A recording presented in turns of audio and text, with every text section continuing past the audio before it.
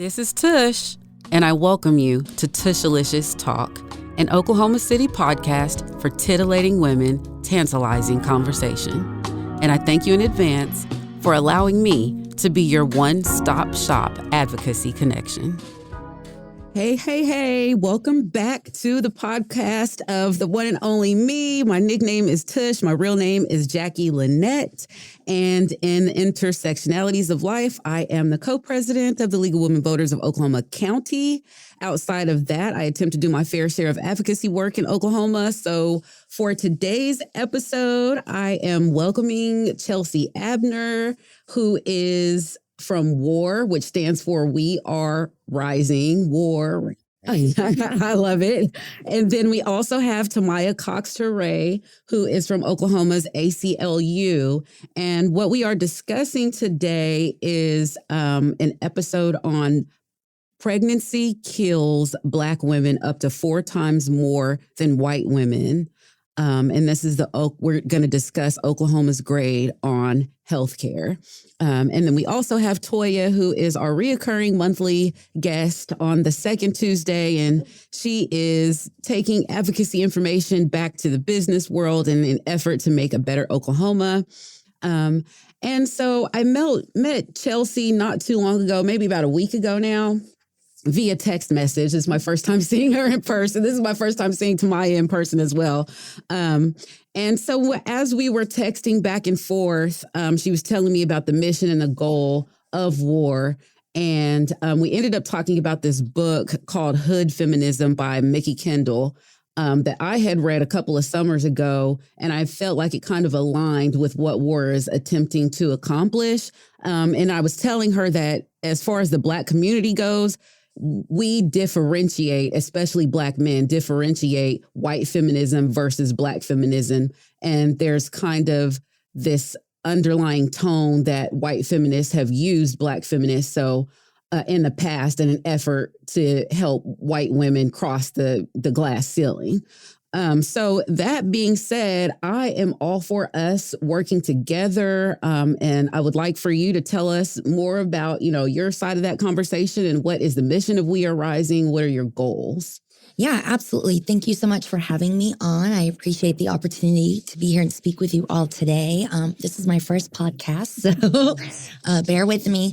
So We Are Rising is a group of women that kind of started after Dobbs, and it was after a pickleball game, and they felt motivated to get together and mobilize and kind of get involved as far as reproductive freedoms and healthcare and with what was going on currently in our elections in our state of government. And this group of women came together and they were pretty influential with the DA's race and Vicky Behenna's, and then bringing me on and starting an advocacy organization to kind of work with partners like the ACLU and Tamya who have great knowledge and leadership within this area and all of the above. But one thing you and I discussed is we all know we have a certain amount, we have great privilege, and with great privilege comes great responsibility. Mm-hmm. And so that is something we have all accepted, and we want to grow and learn more into that. And we also want to spread this into rural Oklahoma. So we want to not only be the voice of, why are our laws so extreme when we are not? So they should be a representation of us. Yeah. So we are really coming to the table as a moderate voice that collectively wants to represent women all together. And we want to engage those women to let them know their voice also has power and to educate. Yeah. And a lot of times people won't educate themselves. So we want to go to you. And we want to provide you the supports and resources and tools. And we want to let you know you're valuable. And so I appreciate you being here or letting me be here. And I'm super excited to learn from you all and to carry your message and to use you all to move the needle. Yeah, yes, to move the needle in the right direction. Together. Yeah, I'm happy. I'm so happy. Yeah, like I say, let's get it popping. Let's keep it pushing. And so next we have Tamya Cox-Toure, and I have come across her many, many times in the nonprofit realm of Oklahoma County, Oklahoma City, so forth. But this is my first time meeting her in person as well. And so I did want to point out that the ACL has signups, the text code, if you'll give us that text code. And then also, let us know what your role is in the fight for women's healthcare here in Oklahoma. For sure. Well, first, thanks for having me. I appreciate this. I love a platform that's getting out to the people, talking to the people. And anytime we can talk to the community, that's where I think we're going to make our greatest strides in trying to move Oklahoma forward. For the ACLU, we are a civil liberties organization. We've been around for over 100 years, with really the main focus is how to protect civil liberties. In some states where we call maybe a little bit more blue, their kind of mission is to promote. But we're in Oklahoma and we have to be real. And we're trying to protect the civil liberties of all Oklahomans, regardless of where they may live in the political atmosphere. Mm-hmm. And so for us, we've really been on the forefront and around reproductive health care. And when I say reproductive health care, I specifically mean abortion.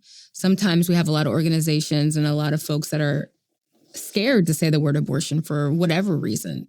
But we really want to focus on normalizing abortion. Abortion is part of basic health care. Mm-hmm. And for me, how I got into this space is because my whole career, I'm your attorney who's never been in the courtroom. I've only done policy. And I really fought hard for Black liberation. And we can't get to liberation if we don't have control over our bodies. And that's what makes me fight as hard as I do for reproductive health care. But the role is different. I'm very fortunate in my career. I've worked for the ACLU on the legal side and on the policy side, but I've also worked for Planned Parenthood to be able to help create an organization, a strong organization that's providing this needed healthcare. So I've got to see both sides and really how they differ in their missions, but really ultimately trying to ensure that Oklahomans have basic healthcare needs, because that's how we get to liberation. That's how we get to justice and equality, if we all have this even footing of just being healthy. That's right. That's right. I commend you. And funny that you say you've never been in a courtroom, you want to be political. My daughter wants to be a policy lawyer. Let's go. So yeah, let's go. I had a conversation with Toya as well. And the facts that I'm going to read here in a second are from csctulsa.org/black-mental-health. But what I was telling her is that I feel like in the Black community, there's a stigma that people are getting abortions just because they are, lazy so-and-sos and they are irresponsible and so forth and so on. But I was telling Toy that it goes deeper than that for Black women. Henceforth, the title of today's episode, which is Pregnancy Kills Black Women Up to 4 times more than white women. And it's especially true in Oklahoma. I did try to locate the article that I had read previously, but I couldn't find it. But I promise you guys, I read that Oklahoma is smack on the top for maternal morbidity as far as a woman being pregnant and actually dying. So I feel like just being a Black woman, we need to make it more heard, especially to the younger generation, that simply by being Black, by being a woman and getting pregnant, you have increased your chances to die because you live in Oklahoma. And so that being said, let's go ahead and move forward to the conversation.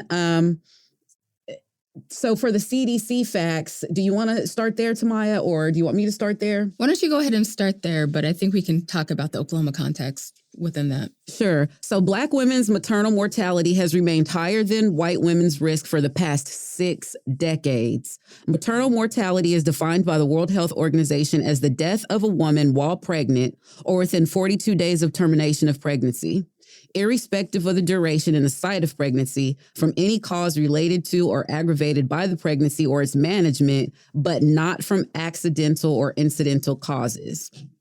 And then Black women are also more likely than white women to experience complications that are pregnancy or birth related. And in Oklahoma, Black women account for 10% of the births statewide, but we make up 22% of all maternal deaths.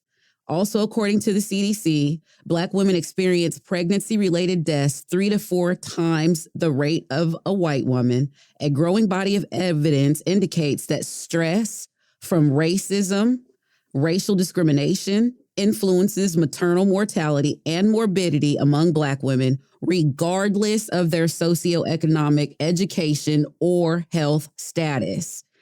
Despite advances in medical technology and increased spending on healthcare, maternal mortality has increased for all women in the U.S. So it's not just in Oklahoma, but I'm specifically talking about Oklahoma because that's where we are. Approximately 700 women die each year during pregnancy or delivery-related complications. Right.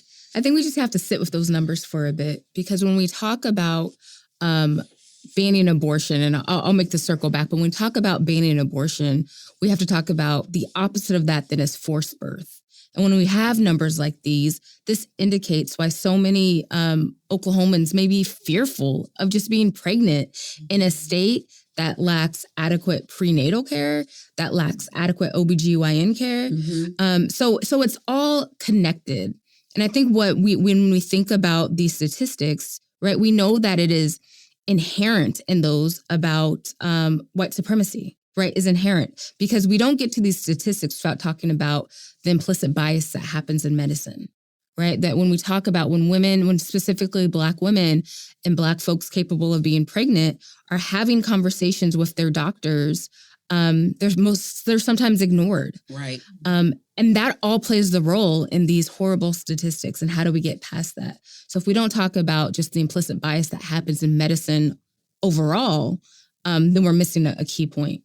And it's no surprise that in Oklahoma, Oklahoma recently received an F- in a grade regarding healthcare. They used a few different methodologies. They looked at the expansion of Medicaid, which we do have. Mm-hmm. They looked at OBGYN care. They looked at sex education, which we do not have. We do not do very well. So they looked at a whole list of things. And after listing those things, including our total abortion ban, this entity gave Oklahoma and other states an F, because we're not doing well by Oklahomans by providing just adequate basic health care. And that has nothing to do with pregnancy. That's pregnancy or not. Correct. We Black people just automatically, I even hear a lot of people saying, man, I ain't going to the doctor. And you can even relate that back to the Tuskegee experiments. Mm-hmm. Black people have a mistrust of doctors, and it's not made up. Exactly. Were you going to say something? I said definitely. Mm-hmm, mm-hmm. So from your experience in going to the doctors, is there ever a time that you've had where you purposely were like, I'm not going to the doctor?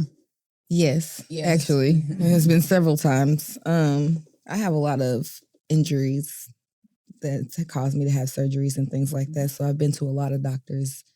And I had an experience with a doctor who actually told me that my pain would go away if I lost weight. And she's not that big, y'all. It kind of hit me the wrong way. I'm like, well, I won't be coming back to you because that didn't set right with me. We have to find more professional doctors out here, and it's not very many of them now. And not even just the more professional, just make them aware of these issues, which one way we can do that is through legislation. So if you'll give us a couple of the legislative updates as far as even across the country, what's going on as far as the ACLU is concerned. For sure. And I think it's really important. A lot of people we hear, at least in my work, is that I don't want to be political. I don't care about what's happening. It's so important to know that every aspect of just being is political, right? Just being a Black woman in Oklahoma is political. Getting a great education, access to adequate healthcare, access to clean water. It is all political because policies play such a role in how those outcomes are shaped. So across the country, after we lost abortion access, and keep in mind, Oklahoma was the first state in the country to lose abortion access, not because of the overturning of Roe v. Wade, but because of local policy that was implemented in May. And so we are the first state to really see the true changing and the true losing of access and what that looks like. But across the state, across the country, when the Dobbs decision came down, over 20 states immediately or almost immediately lost abortion access. And what that means really, truly is a true healthcare crisis, because people who had to end their pregnancies for whatever reason were stranded and stuck onto what to do next. Many people were having to travel we're having to travel 100 miles away just to get basic, adequate care, whether they were ending their pregnancy because they just wanted to, or even because of a medical need. They were having to have to find an access state, which is not, right, the country, the America, the United States that I think many of us envisioned, right? Right. For the first time, we had less rights, that day than we did just the previous day. Right. For Oklahoma, we have less rights than our neighbors in Kansas. And that should mean something to every single Oklahoman, regardless of how they feel about abortion. But the state of abortion access is very different on our coastal states. In some of our quote unquote liberal states, abortion access is still thriving. And even more so because many people that specifically in the South and the Midwest region that lost access is now having to travel. So we are seeing kind of explosions of care being handed in our kind of access states and our coastal states. But what we're also seeing and learning through the loss of abortion access is that people who never thought they would need an abortion, who never even thought about what an abortion was or how it would impact their lives, are being on the forefront of because they are having pregnancies that are not viable. They are having genetic abnormalities being found out in the 17th week of pregnancy, but nothing can happen in Oklahoma because of our laws. And most importantly, because they're so poorly written, doctors' hands are tied. And they just don't know. They're like, can I perform this abortion? Is it a medical emergency? I don't know, and I don't want to get sued, or I don't want to be, arrested. So in fairness to them, they're just saying, we're not going to do it in fear of the repercussions. And now people are trying to figure out, well, this pregnancy, if I continue, is going to kill me. What do I do? Right. So you were spot on. It might as well be a million miles away. Access to healthcare then. Yep. Very true. I saw you shake your head, yes, Chelsea, when she said that they're poorly written. Have you guys talked about that at We Are Rising? Absolutely. And especially, a lot of the medical community and women that are part of the medical community are members of our organization. And we know OBGYNs that have left. The state of Oklahoma? That have left the profession and all the above. And then I personally have friends that practice this kind of medicine, and they took a Hippocratic oath to do this work, and they feel they are going to be criminalized for simply providing basic health care to their patients. Their service. Yes. And there is no protection, and it is such a gray area, and you just never know which way it will land or where it will fall. And that is part of the reason why We Are Rising really stepped up to the plate when it came to the Oklahoma County District Attorney race, because we knew the importance of how leadership in that role would interpret certain laws. So as far as legislation goes, what are the legislative updates that ACLU is working on? For sure. So in regards to abortion specifically, I went into the session thinking, what more can they do? They've taken away this fundamental right from us. What more can they do? And then we really started to think collectively about, there's still a lot more they could do. There could be consisting of travel bans that would prohibit Oklahomans from leaving the state if they are going to access an abortion. So go to a state where abortion is legal.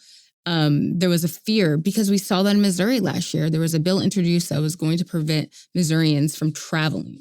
We were afraid we were going to see some type of kind of First Amendment rule where they weren't going to allow people just to even say the word abortion, which sounds so extreme, right? Like that's the reaction. But we've already seen that happen. We saw that with the Trump administration through their global gag rule and their local gag rule.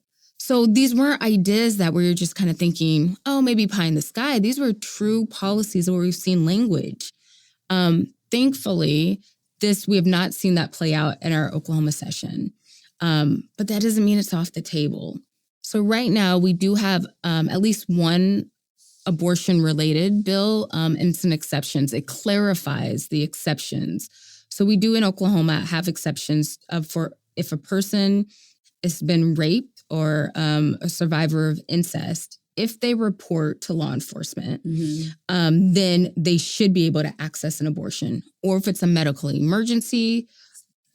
But if we're talking about this intersection of Blackness, that you are now making people, specifically Black folks of color, victims of and survivors of rape or incest, to now interact with law enforcement, we already have seen what those interactions could happen in Oklahoma, right? Oklahoma City is one of the top cities of police killings of innocent people, right? So the fact that we now would create and require this interaction, that's probably for another podcast today. Yeah. But right, so that's kind of what we're seeing. So that, I mean, thankfully that is the only quote unquote abortion related.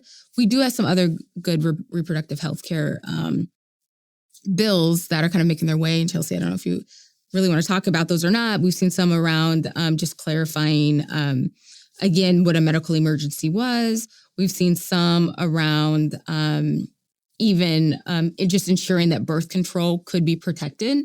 I think that was naturally what people were afraid of, that there are certain birth controls that many anti-abortion legislators consider abortions or abortifacients. And thankfully, we do have some good legislation that straight up protects that.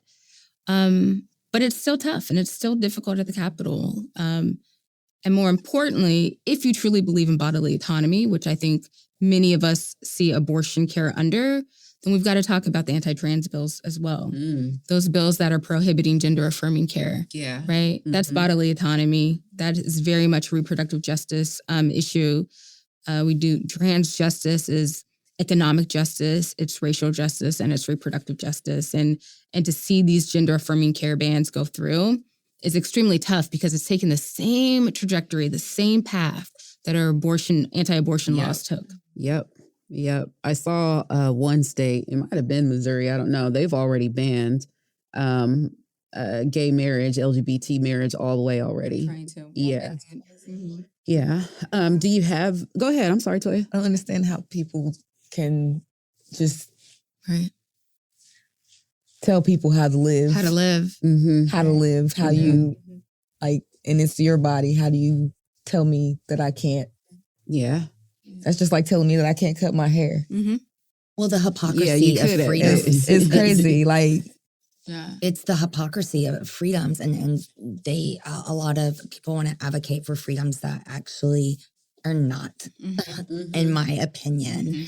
They have access. They have their common sense laws. And we want to have a conversation about common sense laws regarding just our body and our basic health care.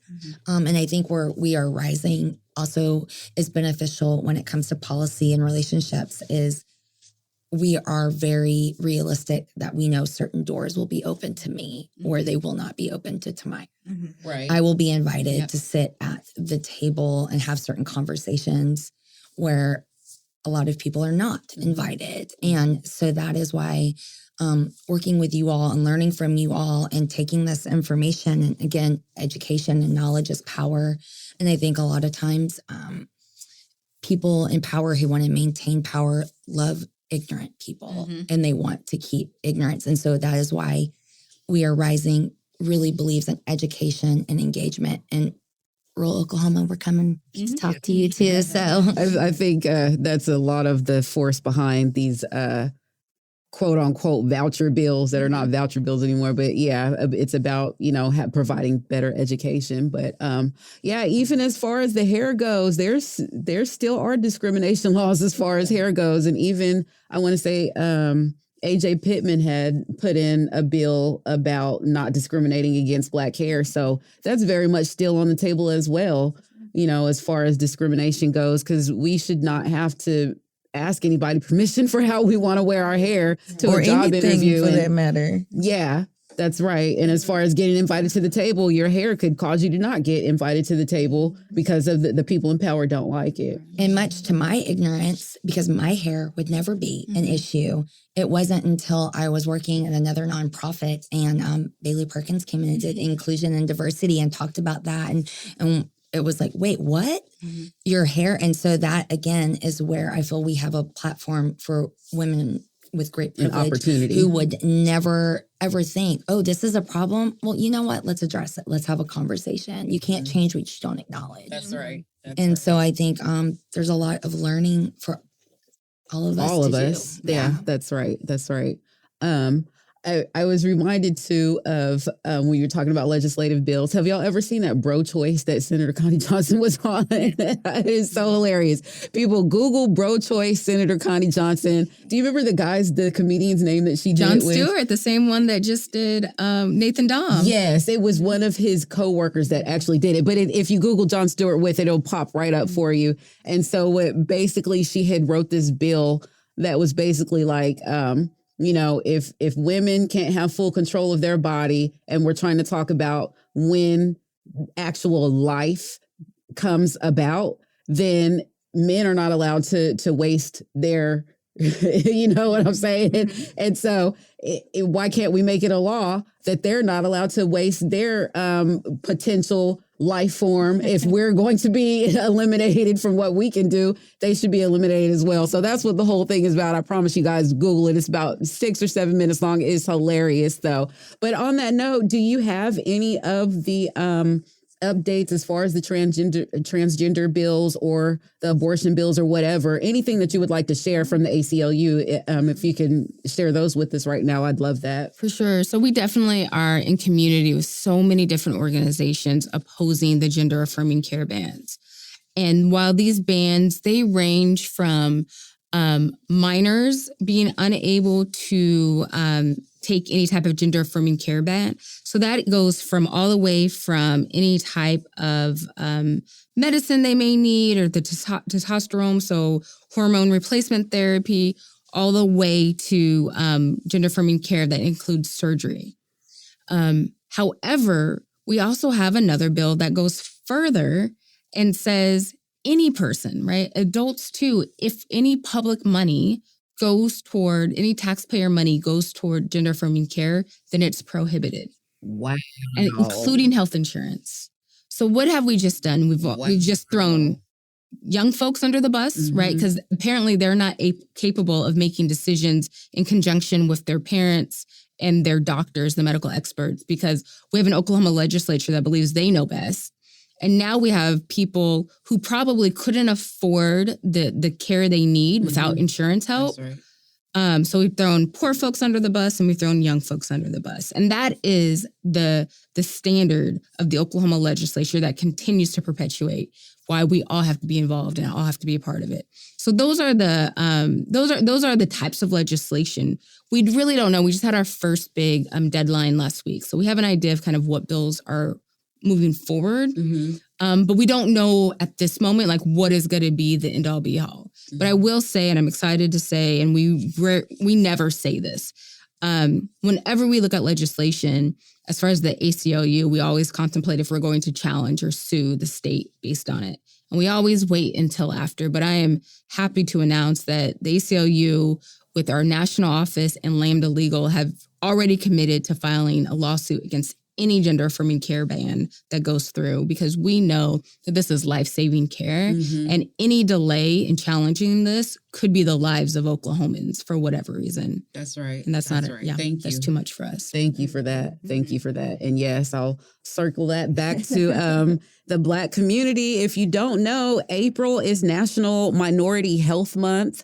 And again, the statistics that I read were from csctulsa.org/black-maternal-health. April 11th through 17th is specifically Black Maternal Health Week.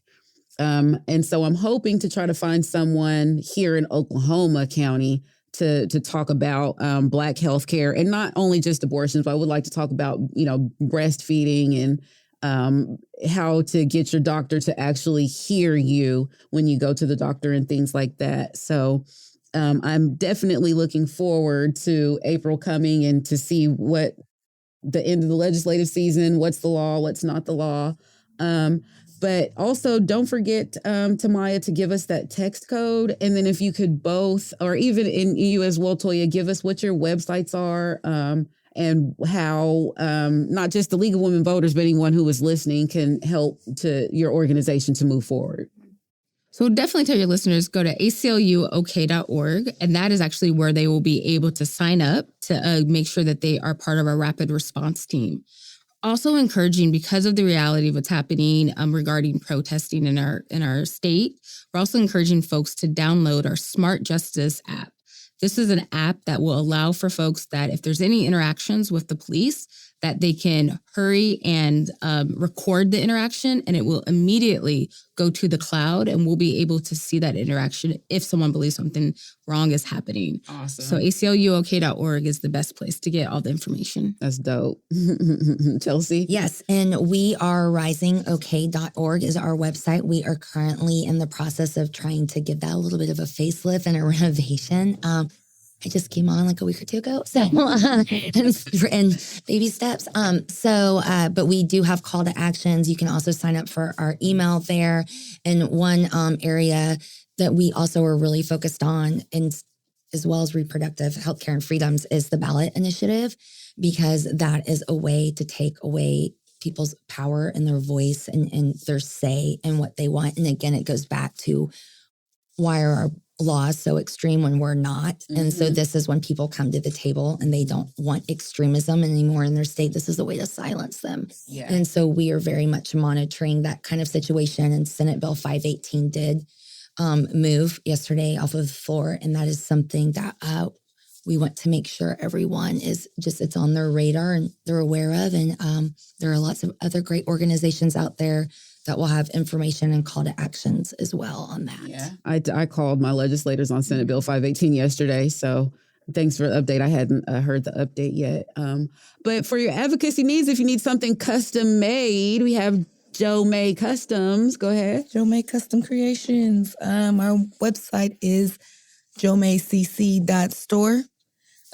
We have some new products coming up, so follow me at Joe May CC on every platform that you could think of. I am there. And we also have some events coming up.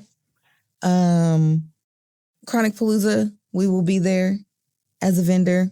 So join us. Please, please, please join us. And I'll be announcing some new launches and new products and things like that. So follow me. Awesome, awesome, awesome. As always, follow the League of Women Voters of Oklahoma County. And we have the vote for county clerk and school board elections coming up on April the 4th. So start paying attention to that. I will get that updated on our website shortly. And other than that, thank you for joining us. Have a great Thursday. Bye. Thank you.